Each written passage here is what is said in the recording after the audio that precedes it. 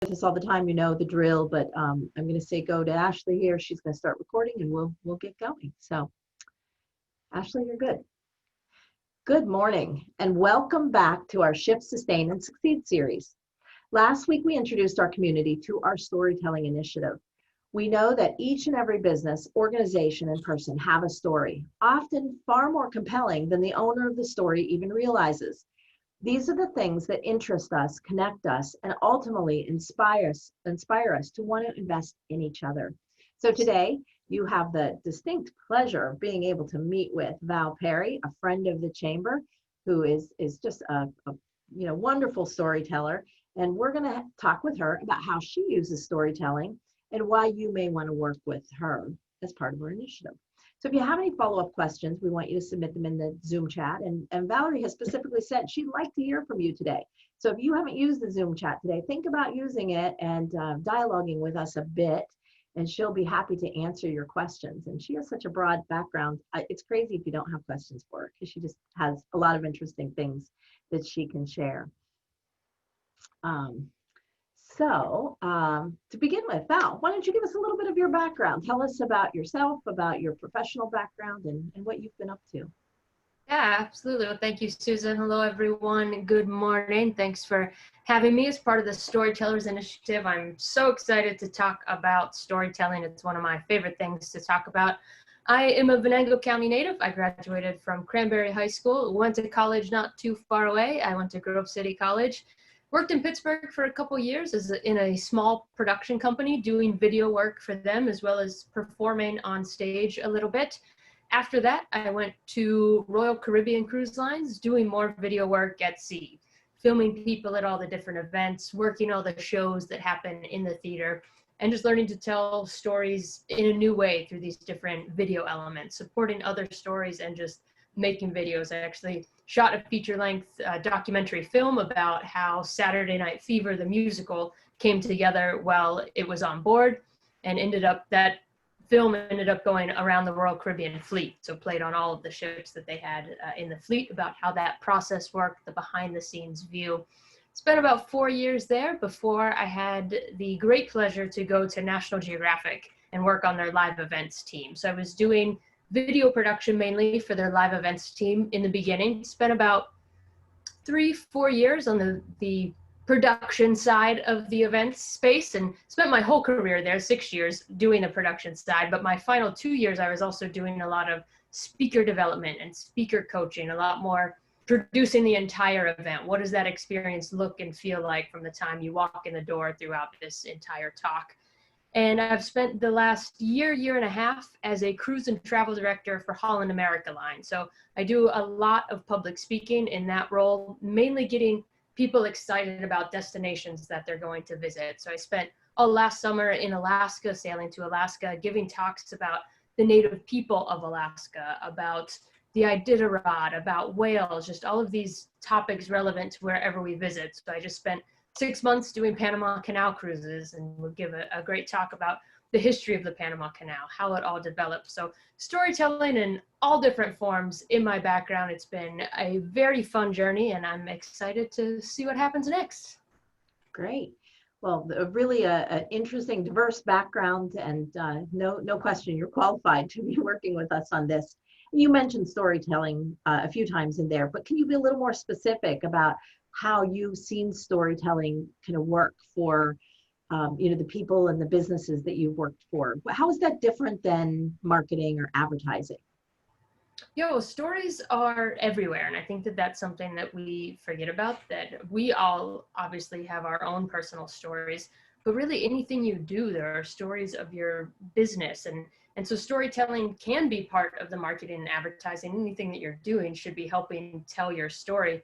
But that's really the foundation. Your story is the foundation. It's that message that you're trying to communicate. And of course, with your marketing, your advertising, you want to invite people into your business and get them to come visit whatever establishment you may have or whatever service you offer. But storytelling really goes beyond that, and it even increases the authenticity, because it can be more about who you are and more about what your business is. It's really a deeper experience. I think that marketing and advertising are part of it, but they're not one and the same. Yeah, I just had the thought, when was the last time that you saw an ad and you turned to a friend and said, hey, I saw this great ad. But you hear a really good story and you want to retell it, Yeah. over and over again. So you do a lot of work in video, of course. We are using you kind of as our video expert. Can you tell us a little bit about why video is so powerful, why it's attractive? I mean, we're seeing it everywhere now, both on an amateur basis and clear to, big professional developments. Why are we attracted to video, and why should we be using it?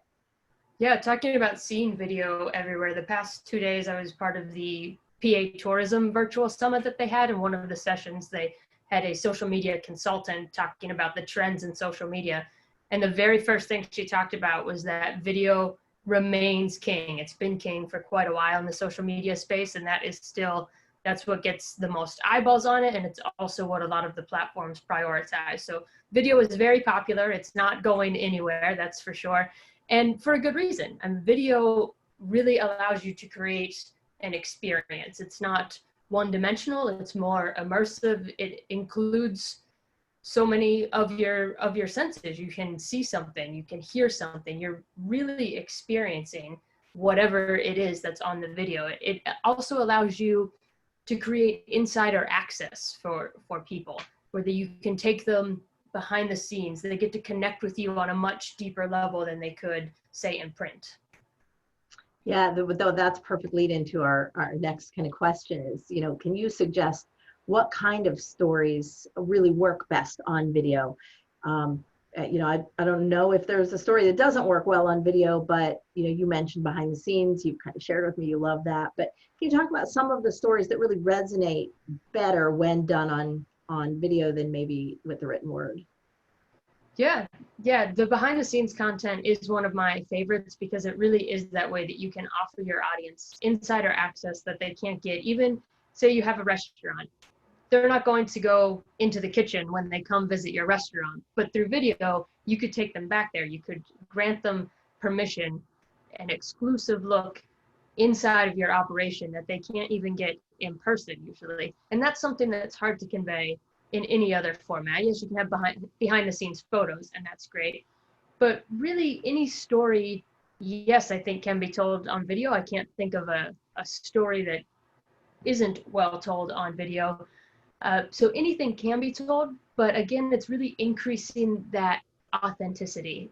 Those are the stories that are told really well. Something that if you have a speaker on the video, that they get really excited about as well, because that passion conveys, that emotion conveys in video to a much deeper level. Because if I get really excited about something, even as we're having this conversation, you're going to feel it. Mm-hmm.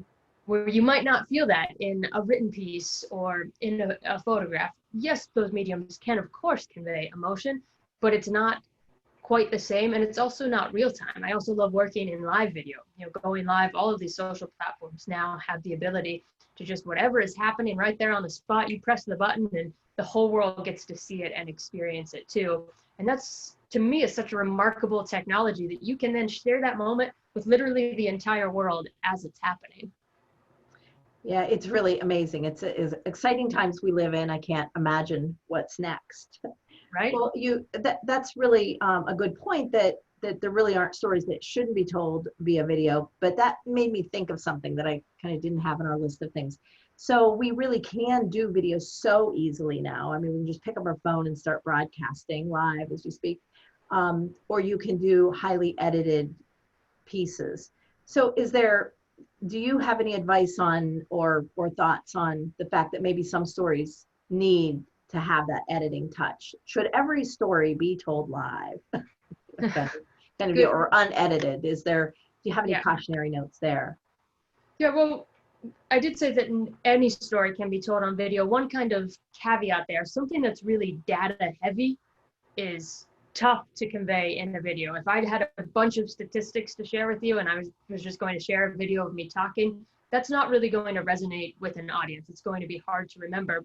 But at the end of the day, all data also tells stories. So I would work on discovering what story that data is telling and then translate that into a video, if that makes sense. So I would say that there is a type of story that isn't told best on video until you uncover what the story behind the data is, or have a highly edited video like you're mentioning, where you could have graphics to have all of that specific data listed on it. Right.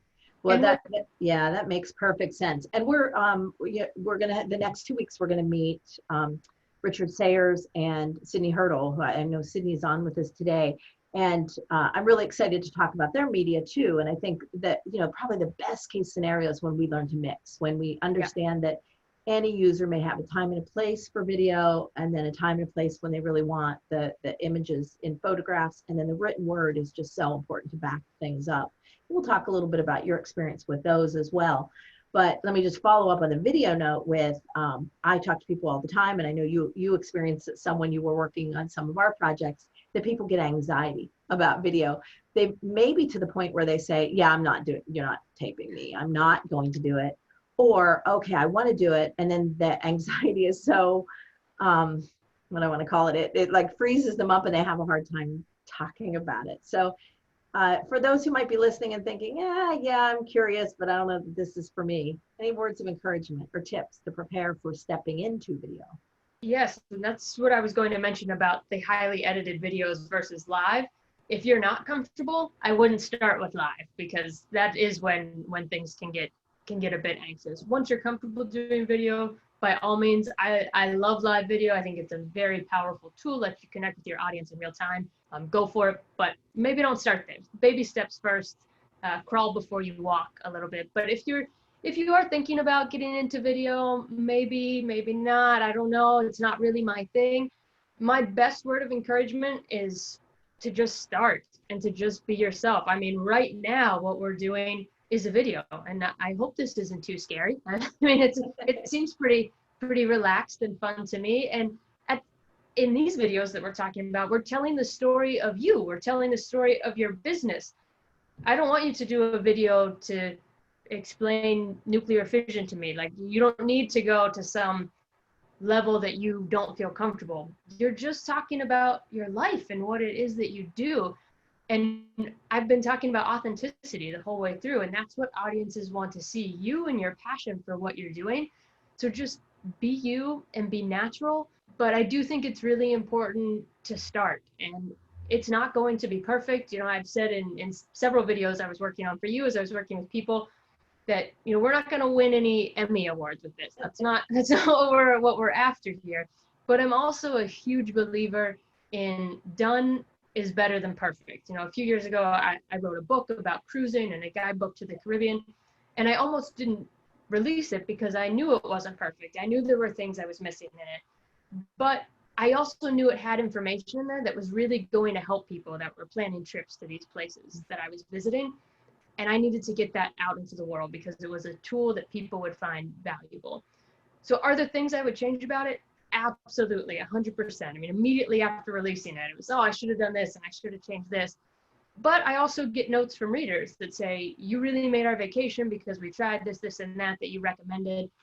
And so the proof is there that it was helpful. So you just have to start. At some point, will your business videos win Emmys or Webbies? I hope so. I hope that that's the level that you get to. But you need to take that first step. Just try a short video, post it on Facebook, see what people say, see what people are asking for, and build from there. But that's really how you begin, by doing one, finding out what your audience likes, doing more, and then just continuously adapting. That's right. And I have so much confidence in you and in our members that I think you would back me up in saying we will not let you post something that would be an embarrassment to your business. Yeah. It is our goal to give you the opportunity to step in and try something that maybe you haven't done.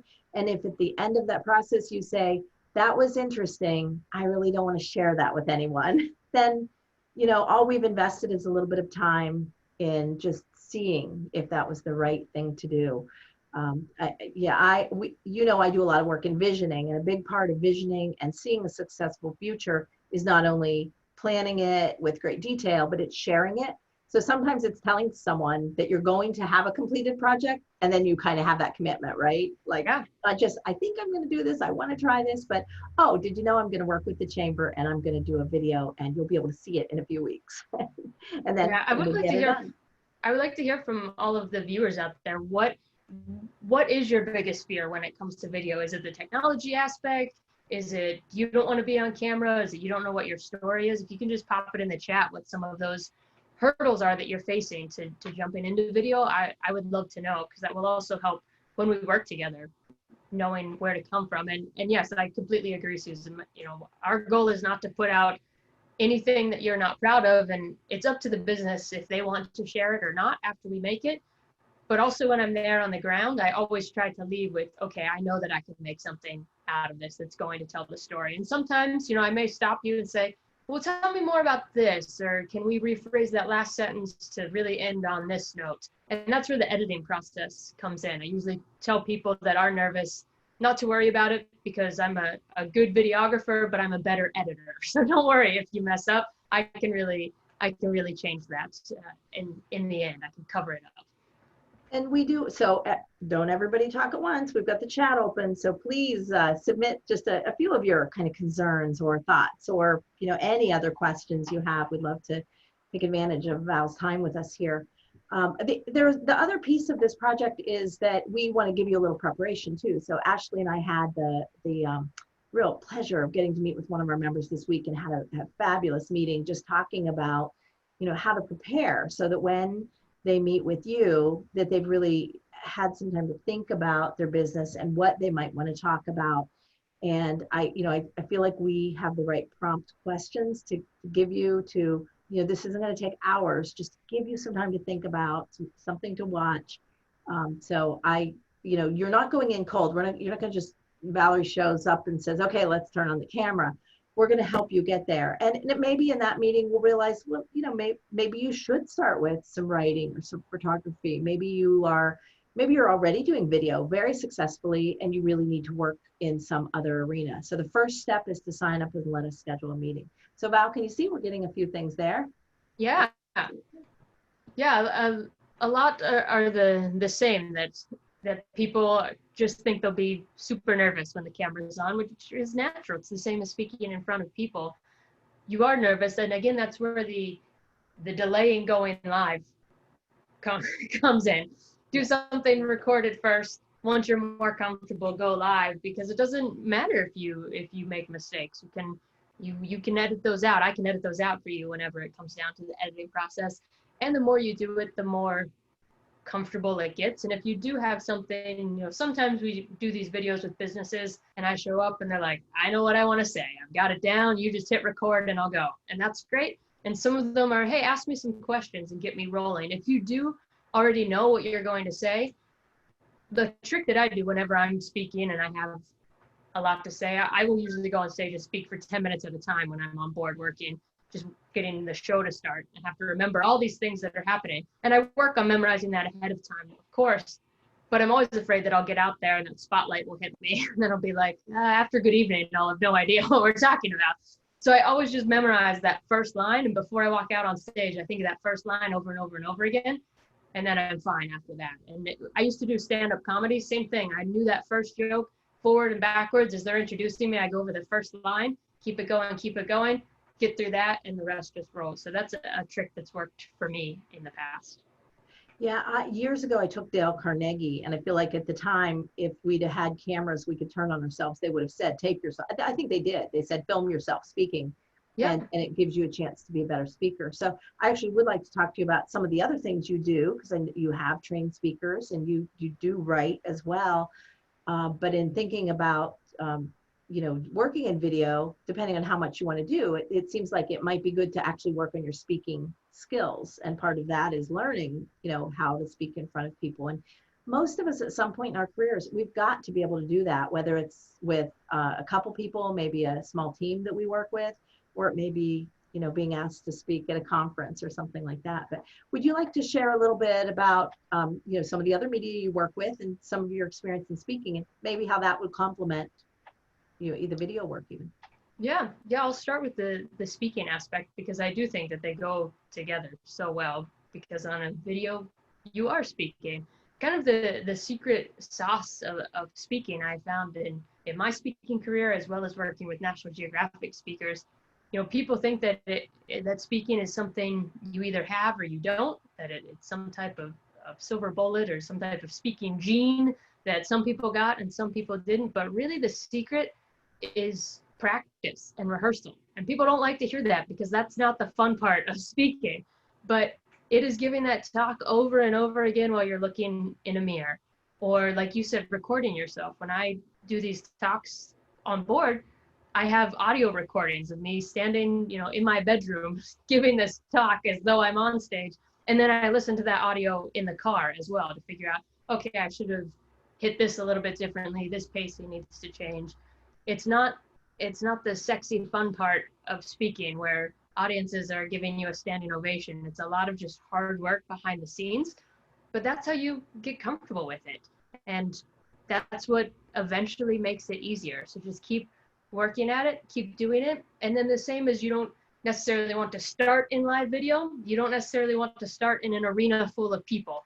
But yeah, volunteer to speak at something, to lead some type of meeting, to just kind of get your feet wet, or do a video. That's a great way to practice your speaking, even if you're just recording the video on your own. And again, maybe you'll share it, maybe you won't, but then you can figure out what needs to change. But don't give up oh, I'm not good at this, so I'm going to stop.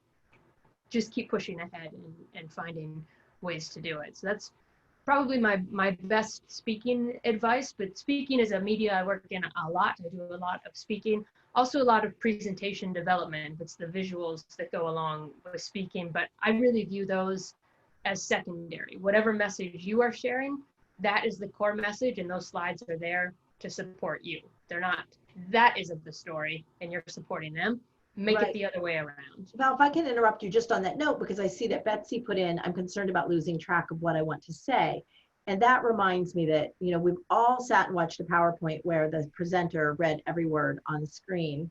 And I think using the prompts of either pictures or items during a speech, I don't always implement this, but I'm going to work harder at it, can be great at keeping track of what you're doing. So that's really what PowerPoints or whatever your prompts could be is, I think one of the worst experiences I have was watching video when they're reading cue cards. Like, yeah. It's just awful, because once you watch enough, you can see their eyes, and see it. But if you can use some kind of props or slides that just give you that order and help and the big advice of Dale Carnegie always was, don't offer to talk about things you don't know about.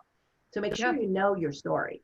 And when you're talking about the right thing, you'll know because you know it, right? Yeah, exactly. And that's why this should be fairly easy, because that is all we're asking you to talk about. Once you uncover the story of your business, you know it. Whether if I walk up to you right now and say, tell me the story of your business, you might stumble around a little bit because we would have to uncover what that gem of a story is. And that's what Susan and Ashley are offering to help you discover. But at the end of the day, you know it. It's in there. You know what it is. It's just uncovering it and finding the right words. But it's something that will come natural to you to share that story. But I could not agree more on the slides. I actually prefer no words on slides at all, just maybe a graph if it's that data visualization that we talked about earlier, but usually just a lot of photos or videos or illustrations, or nothing at all, because they're there to support you. If you put text on a slide, think about any conference you've been to. If there is text on a slide, when it comes up, you don't care what that speaker is saying because you're reading their slide. And so as a speaker, you're doing yourself a disservice by putting those words. You're giving the audience something to distract them. You're distracting your own audience. Don't do that to yourself. That's not fair to yourself. So really try to get those words off there, unless it's some type of resource at the end that you want to post during Q&A. And then it's a good time, but otherwise, you're just hurting yourself. Yeah, I thought about that as we posted. We now have the slide shared that everyone might stop listening to you for just a second so they can jot down your website. So you do want to visit Val's website. There's some great stories about her and examples of her work out there that you will want to visit. We'll talk about the other media. If someone would like to work with you but doesn't particularly want to do video, they may want to spend their time with you, and we're saying we'll assign a half an hour's time frame, and that can have some give or take depending on your time as a business and Val's time, and then how you're going to use it. Because if you're doing video, you've got to reserve some time for her to go back and do some editing and such. But if they want to use their time instead to really talk to you about how to do good presentations, or maybe how to blog, because you do a lot of blogging, can you tell them about some of those other things other than video that you may be their media consultant on during this storytelling initiative? For sure. And even in the video space, if you already have some video capabilities, but you just want to go deeper and want to talk about that as well, looking for like a video consultant, I'm happy to do that. If you want to try going live, but you really want to be set up to do this yourself in the future so that you can keep these rolling in, great. Let's talk about that. I'm happy to go through the platform with you, help you do that first live video, whatever it is that you need in the video space. So it can be as simple as here's your finished 3-minute video, or it can be more of a consultation to get you ready to keep doing these far into the future. Yeah, it can be blogging, the same. Maybe you need a blog post, maybe you need to set up a blog. Even some website work, telling stories on your website, have a look at my site, and if I can help in any way, I'm happy to do it. Presentation development, building out the slides, showing you how to build out the slides, or even just helping you put some type of talk together. If you have an event coming up and you'd like some coaching, I'm happy to see you do the talk and then give notes. That's exactly how we worked at Nat Geo. We would bring speakers in, they would give a talk for me 2 or 3 times, I would give them notes after each time, then they would do it for my whole team and we'd give them notes. It's a lot of feedback. Great. Well, if anybody else have questions they want to throw in the chat, or Val, I'll let you kind of do a wrap up, and then I'll kind of explain the process from here, and hope that we'll have a lot of people that will want to meet you in the coming weeks.